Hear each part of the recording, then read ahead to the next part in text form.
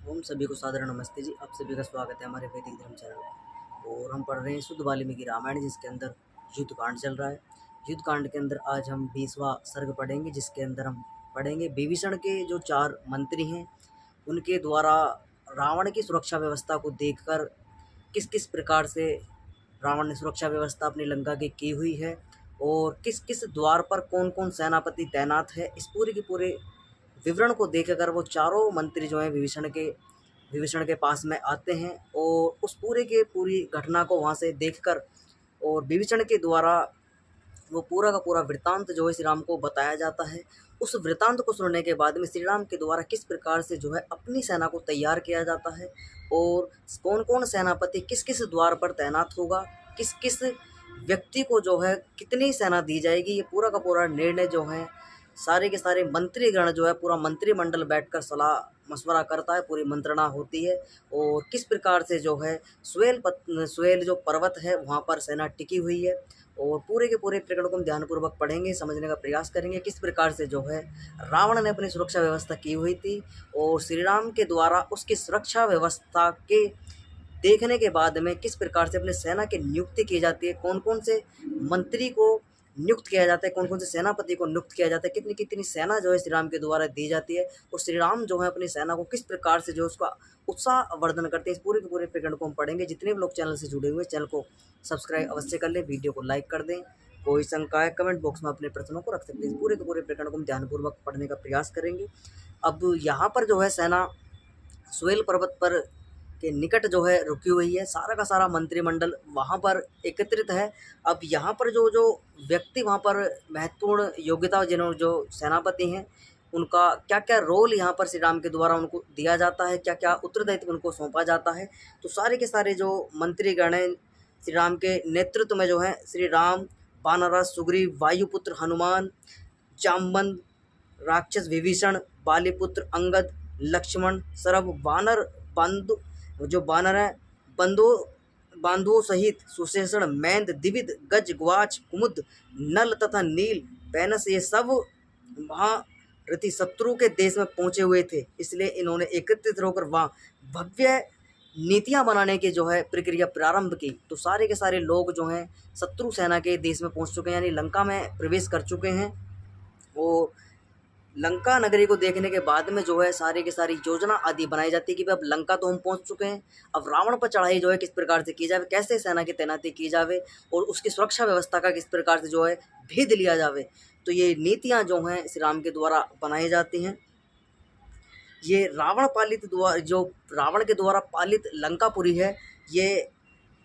बहुत ही दिव्य दिखाई पड़ती है। तो यहाँ पर मंत्रणा चल रही है कि भाई सुरक्षा व्यवस्था जो है और ये पूरी की पूरी लंकापुरी जो है ये हमें नज़र आने लगी है, किस प्रकार से लंका व्यवस्था जो है बसा कर रखी हुई है। और यहाँ पर लंका को जो है सुव्यवस्थित तरीके से जो है रावण ने बसाया हुआ है। असुरों, नागों, गंधर्वों, देवों से भी मुश्किल से जीतने वाली है लंकापुरी। तो लंकापुरी को इतने व्यवस्थित तरीके से रावण ने बसाया हुआ था कि यहाँ पर जो मंत्रिमंडल पूरा का पूरा श्री राम का एकत्रित हुआ है, वो सारे का सारा मंत्रणा करके ये कह रहा है कि भाई साहब, ना तो देवताओं के द्वारा, ना गंधर्वों के द्वारा, और ना असुरों के द्वारा, ना नागों के द्वारा ये लंकापुरी जीती नहीं जा सकती है।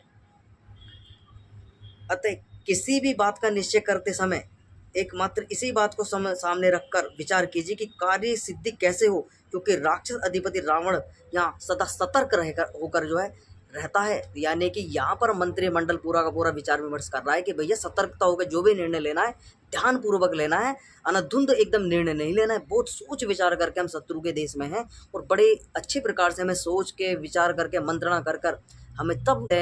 का जो है चयन करना है। निश्चित समय की अवधि हमको तय करनी है कि भाई हमें क्या कार्य यहाँ पर करना है। आगे इसमें लिखा है, इस प्रकार वे लोग परस्पर विचार कर रहे थे कि रावण का छोटा भाई विभीषण, जो रावण का भाई है विभीषण, उनसे बोलता है कि भाई पूरा का पूरा विवरण बताता है कि भाई देखो हे साथियों, मेरे आमत्य अनंत पनस तथा संपत्ति परमाति लंकापुरी जाकर अभी यहाँ वापस आए हैं। तो रावण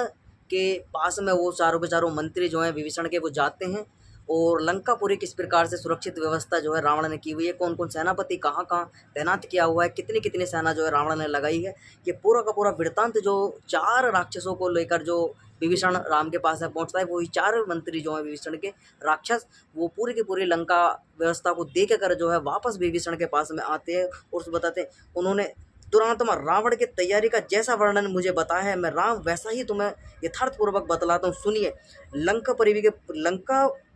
लंका नगरी के पूर्व द्वार को घेरकर सेना सहित प्रस्थ डटा हुआ है। जो रावण का सबसे बलवान सेनापति है प्रस्थ, वो वहाँ पर पूर्व द्वार पर टिका हुआ है सेना को लेकर, और दक्षिण द्वार पर महाप्रक्रमी महापार्षद महोदर तैनात हैं अनेक राक्षसों के साथ। इंद्रजीत पश्चिम द्वार पर है। इन राक्षसों ने पट्टे, तलवार, तीर, धनुष आदि अस्त्र शस्त्रों को लेकर धारण कर जो है सुरक्षा व्यवस्था में तैनात किए हुए हैं, और बहुत सारे त्रिशूल, मुदगल आदि यानी कि पूरे अस्त्र शस्त्रों को लेकर जो है पूरी की पूरी सेना जो है इंद्रजीत के साथ में तैनात है। और यहाँ पर आगे लिखे, रावण का पुत्र अनेक विधि हथियारों के लिए और सूरवीर मुखियाओं से युक्त और हाथों में शस्त्र लिए हुए राक्षस सैनिकों की बड़ी टोलियों साथ में है। राक्षसों के साथ विचार परामर्श करके रावण सावधान होकर तथा किंचन मात्र भी किसी प्रकार की गड़बड़ नहीं है, और ठीक प्रकार से विचार विमर्श करके जो है रावण ने जो है नगरी के उत्तर द्वार पर समय डटा हुआ है, और विरूपाक्ष शूल खड़ग धनुष को धारण किए हुए और महान सैन्य बल तथा दूसरे राक्षसों के साथ नगरी के मध्य में छावनी डाले पड़ा है। इस प्रकार लंका में इन सब सोच विचारों को भली प्रकार देखकर मेरे वे सभी सचिव शीघ्र यहाँ वापस आ लौट आए हैं। तो विभीषण के द्वारा बताया जाता है कि वो सारे के सारा मंत्रिमंडल जो है पूरा का पूरा तैनात करके रखा हुआ है रावण ने, और मेरे जो मंत्री थे वो सारी की सारी व्यवस्था को देखकर वापस मेरे पास में आए। रावण के छोटे भाई विभीषण ने जब इस प्रकार खबर की तो शत्रुओं के विचार के लिए राम ने आदेश दिया। तो शत्रुओं पर विचार किस प्रकार से यहाँ पर श्री राम के द्वारा अब सेना की तैनाती की जाती है, किस किस क्या क्या उत्तरदायित्व उनको सौंपा जाता है श्री राम के द्वारा, पूरा का पूरा वृत्तांत जो है रावण के जो लंका व्यवस्था का था वो विभीषण के सेनापतियों के द्वारा बता दिया जाता है, मंत्रियों के द्वारा बताया जाता है। आगे लिखा है, रावण कहते अनेक बानरों को साथ ले बानर श्रेष्ठ नील लंका के पूर्व द्वार पर प्रस्थ का मुकाबला करे। तो यहाँ पर जो है नील को उत्तरदायित्व सौंपा जाता है कि पूर्व द्वार पर जो है भाई साहब नील जाकर जो है प्रस्थ से युद्ध करेगा, प्रस्थ को परास्त करेगा। आगे लिखा है, और बालीपुत्र अंगद एक तगड़ी सेना को साथ ले दक्षिण द्वार पर महापार्षद महोदर से युद्ध करे तथा अपरिमित बली यानी कि बल पराक्रम से परिपूर्ण जो हनुमान जी हैं वो पवन पुत्र हनुमान बहुत से बानरों को साथ ले पश्चिम द्वार को तोड़कर नगरी के अंदर प्रविष्ट हों। जो राक्षस राज प्रजा को सताता हुआ स्थित सर्वत्र छापे मारता फिरता है, उसके वध के लिए मैं सौम्य ठहरता हूँ। इसलिए मैं लक्ष्मण सहित नगरी के उत्तर द्वार को तोड़कर अंदर प्रवेश करूंगा, जहाँ की सेना सहित रावण डटा हुआ है, और बलवान वानराग सुग्रीव, पराक्रमी जाम्बन तथा रावण का भाई छोटा भाई विभीषण वे सब मध्यवर्ती छावनी में रहें। परंतु एक बात ध्यान रखने योग्य है। तो यहाँ पर श्री राम के द्वारा उनको संकेत दिया जा रहा है सेनापतियों को, भी एक बात ध्यान रखने योग्य है, हम लोग जो हैं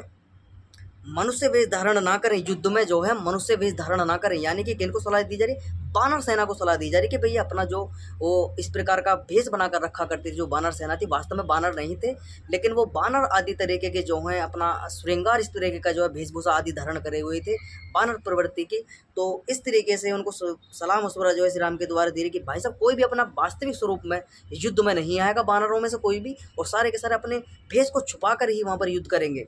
आगे लिखा है, क्योंकि ऐसा करने से अपने पराई की पहचान ना हो सकेगी। तो यहाँ पर जो है श्री राम बहुत अच्छी तरीके से नीति बनाते कि भैया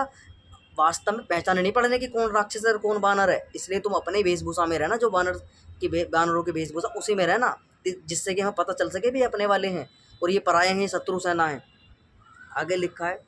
इसी युद्ध में बानर सेना के संबंध में हमारी यही पहचान रहे, क्योंकि इस युद्ध में अपनों के विषय में पहचान बानर ही होगी, परंतु हम 7 मनुष्य बेसी में दुश्मनों के साथ लड़ेंगे। यानी कि हम 7 मनुष्य जो हैं, अब 7 मनुष्यों का नाम भी यहाँ पर मैं आपको बताऊंगा कि इस प्रकार से वो 7 मनुष्य कौन कौन है जो मनुष्य भेष में ही युद्ध लड़ेंगे। तो यहाँ पर श्री राम कहते कि मैं और मेरा भाई पराक्रमी लक्ष्मण और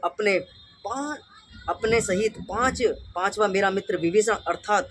अनल, पनस, संपत्ति तथा प्रमिति, ये 4 विभीषण के जो मंत्री हैं, यानी कि जो उसके राक्षस हैं, हम 7 लोग जो हैं अपने वास्तविक स्वरूप में यानी मनुष्य वेश में ही उनसे युद्ध लड़ेंगे। बाकी सारी की सारी सेना, सुग्रीव आदि सब कुछ, सब लोग जो हैं अपने वानर वेश में जो है युद्ध लड़ेंगे।